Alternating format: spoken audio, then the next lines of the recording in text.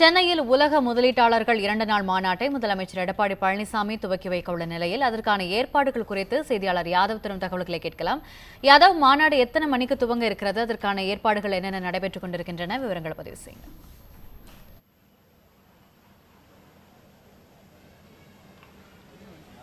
வணக்கம் ஆர்த்தி.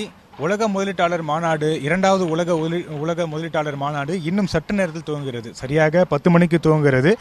நந்தம்பாக்கத்தில் இருக்கக்கூடிய வர்த்தக மையத்தில் இந்த மாநாட்டுக்கான அந்த ஏற்பாடுகள் செய்யப்பட்டு இருக்கின்றன. கடந்த ஒரு வார காலமாகவே அந்த ஏற்பாடுகள் எல்லாம் மிக தீவிரமாக செயல்பட்டு வந்தது. தற்போது இந்த மாநாடு துவக்க விழா நிகழ்ச்சி நடைபெற இருக்கக்கூடிய அந்த அரங்கத்துக்கு வெளியே இருக்கக்கூடிய காட்சிகளை தான் தற்போது நம்ம பார்த்து வருகின்றோம்.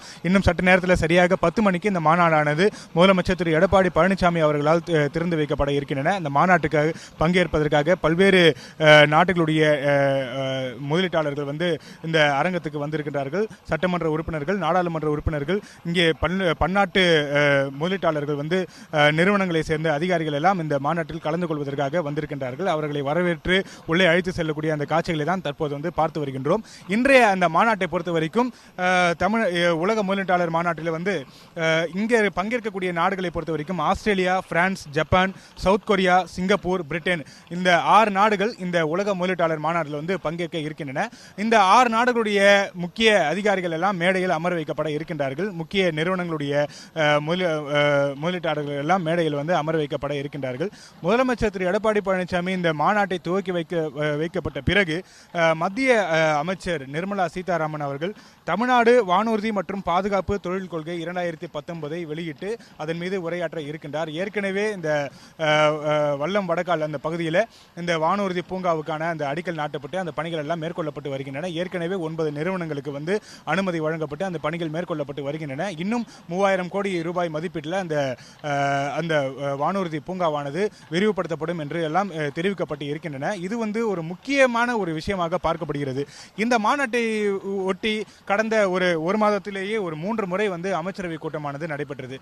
டிசம்பர் 24, அதே போன்று ஜனவரி 3 மற்றும் ஜனவரி 18ஆம் தேதிகளில் அமைச்சரவை கூட்டங்கள் நடைபெற்று ஏற்கனவே இந்த உலக முதலீட்டாளர் மாநாட்டை ஒட்டி பல்வேறு நிறுவனங்கள் கிட்டத்தட்ட 50க்கும் மேற்பட்ட நிறுவனங்களுக்கு விரிவுபடுத்துவதற்கு அனுமதி வழங்கப்பட்டு கிட்டத்தட்ட 40,000க்கும் மேற்பட்ட முதலீடுகள் ஏற்கனவே ஈர்க்கப்பட்டு இருக்கிறது. 30,000க்கும் மேற்பட்ட இந்த வேலை வாய்ப்புகள் உருவாக்கப்படும் என ஏற்கனவே தெரிவிக்கப்பட்டிருந்தது. இந்த நிலையில் இந்த மாநாடானது 2 நாட்கள் நடைபெற இருக்கின்றன. இந்த மாநாட்டிற்கு பங்கேற்பதற்காக எண்ணற்ற பல்வேறு நாடுகளில் இருந்து முதலீட்டாளர்கள் எல்லாம் வந்திருக்கின்றார்கள். கடந்த ஒரு வார காலமாகவே பல்வேறு துறையினுடைய அமைச்சர்கள் பல்வேறு நாடுகளுக்கு சுற்றுப்பயணம் மேற்கொண்டு முதலீட்டாளர்களை ஈர்க்கக்கூடிய வகையில் இந்த உலக முதலீட்டாளர் குறித்து விலக்கி இந்த தமிழ்நாட்டில் தொழில் தொடங்குவதற்கு உகந்தமான இருக்கக்கூடிய அந்த சூழல்கள் என்ன, அதற்கான அந்த வசதிகள் என்ன, தமிழ்நாடு அரசு அவர்களுக்கு செய்து கொடுக்கக்கூடிய வசதிகள் குறித்து எல்லாம் விலக்கி தற்போது இந்த முதலீட்டாளர் மாநாடானது நடைபெற இருக்கின்றன. இதில் ஏற்கனவே 2015ஆம் ஆண்டில் நடைபெற்ற முதல் உலக முதலீட்டாளர் மாநாட்டில் கிட்டத்தட்ட 2,42,160 கோடி ரூபாய் அளவுக்கு இந்த முதலீடுகள் ஈர்க்கப்பட்டது. அதையும் தாண்டி கிட்டத்தட்ட இந்த உலக முதலீட்டாளர் மாநாட்டில் 3 லட்சம் கோடி அளவுக்கு முதலீடு ஈர்ப்பதற்கு இலக்கு நிர்ணயிக்கப்பட்டு அதற்கான அந்த பணிகள் எல்லாம் மேற்கொள்ளப்பட்டு வருகின்றன. பல்வேறு நிறுவனங்கள், குறிப்பாக கிழக்கு ஆசிய நாடுகளிலிருந்து பல்வேறு நிறுவனங்கள் இங்கே முதலீடு செய்வதற்கு தயாராக இருப்பதாக ஏற்கனவே தொழில்துறை வட்டாரங்களிலிருந்து ஏற்கனவே தெரிவிக்கப்பட்டு இருந்தன.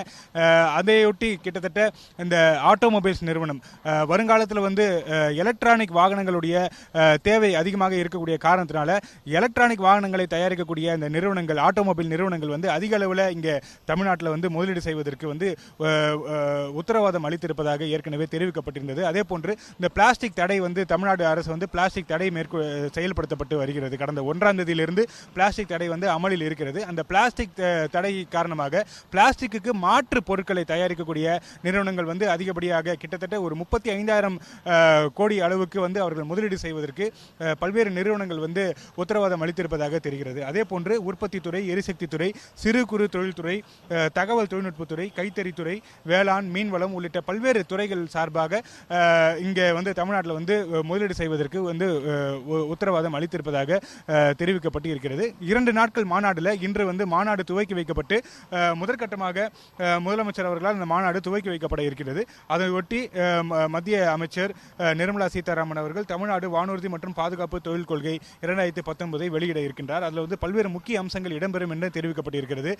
ஏற்கனவே 198 கோடி ரூபாய் மதிப்பீட்டில் அந்த அடிக்கல் நாட்டப்பட்டு ஏற்கனவே 9 நிறுவனங்களுக்கு வந்து அனுமதி வழங்கப்பட்டிருக்கிறது. மேலும் 50க்கும் மேற்பட்ட அந்த நிறுவனங்கள் வந்து இங்கே முதலீடு செய்வதற்கு வானூர்தி தொடர்பாக அந்த தொழிலில் வந்து முதலீடு செய்வதற்கு வந்து உத்தரவாதம் வந்து அளித்திருக்கிறார்கள். இது வந்து விமான உதிரி பாகங்கள் தயாரிக்கக்கூடிய பணி, அதே போன்று விமானம் பழுது பார்க்கக்கூடிய வகையில் பல்வேறு நிறுவனங்கள் வந்து இங்கே முதலீடு செய்ய இருக்கக்கூடிய காரணத்தினால கிட்டத்தட்ட ஒரு 25,000க்கும் மேற்பட்ட வேலை வாய்ப்புகள் வந்து இந்த வானூர்தி பூங்காவில் மட்டுமே ஏற்படுவதற்கு உருவாக்கப்படுவதற்கு வாய்ப்புகள் இருப்பதாக தெரிவிக்கப்பட்டிருக்கிறது. 2 நாட்கள் மாநாடு நடைபெற இருக்கின்றன. மாநாடு துவக்க நிகழ்ச்சி 2 மணி வரைக்கும் நடைபெறும் என்று தெரிவிக்கப்பட்டிருக்கிறது.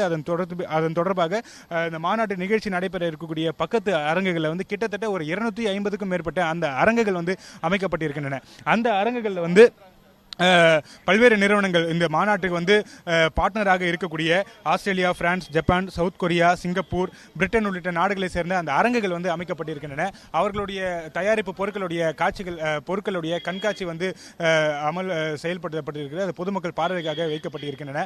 பல்வேறு பொருட்கள் வந்து காட்சிக்காக அமைக்கப்பட்டிருக்கின்றன. இந்த அரங்குகள் ஒரு பக்கம் இருக்கின்றது. அதே போன்று பல்வேறு அரங்குகள் வந்து கருத்தரங்குகள் நடைபெற இருக்கின்றன. இங்கே இருக்கக்கூடிய சூழல் என்னென்ன தேவைகள் இருக்கின்றன, வேலைவாய்ப்பு எதிர்கால தேவைகள் குறித்தெல்லாம் இந்த கருத்தரங்குகள் நடைபெற இருக்கின்றன.